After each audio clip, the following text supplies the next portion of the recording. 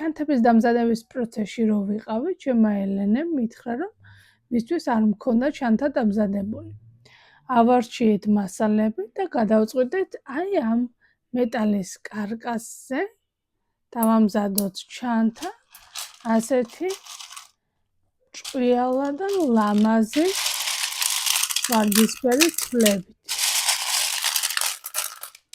მეც მაინტერესებს როგორი გამოვა საბოლოო შედეგი. ჩანთის დამზადების ეტაპობრივ პროცესს კი აუცილებლად გაგიზიარებთ.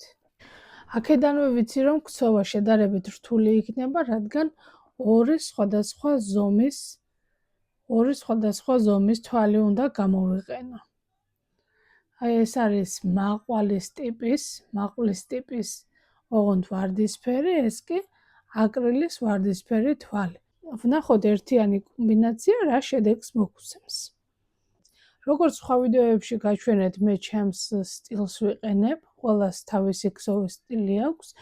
თავიდან აი ამ ხვრელებზე დავამაგრებ თვლებს, შემდეგ კი გავშლი და აი ასე სიმაღლეში დავიწყებ ქსოვას. ამ თვლებით უკვე დაწყებული მაქვს აი ამ სტილის ჩანთის ქსოვა და ვეცდები ვრცელი ვიდეო გაკვეთილის გაგიზიაროთ. სამწუხაროდ ჩანაფიქრი არ გამომივიდა, რადგან თვლები საკმაოდ მოზრდილი იყო და ნაქსოვში ისე არ ჩდებოდა, როგორც გათვალისწინებული მქონდა. ვიდეოებში როცა ვსაუბრობ, რომ დიზაინზე მუშაობა რთულია, ერთ-ერთი ასეთი საკითხი სწორედ ეს შემთხვევაა.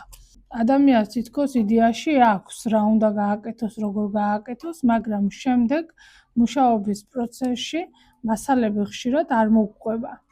და სწორედ აი ეს არის ის ერთ-ერთი შემთხვევა, როცა მასალები არ გვაძლევს საშუალებას ზუსტად ის ჩანაფიქრი გავაკეთოთ, რაც გვსურს.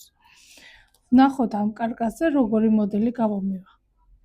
ამ კარკასს უკვე პირდაპირ ასეთი ვარდისფერი აკრილის თვლები მინდა დავუმაგრო და სწორი ნაქსოვი გავაკეთო.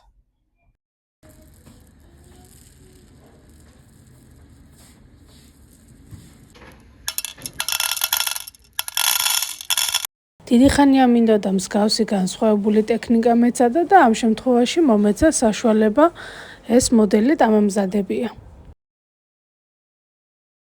დავიწყე ქსოვა და თან მინდოდა ელენეს ვერ შეემიჩნია, რადგან საჩუქარი მინდოდა გამეკეთებია.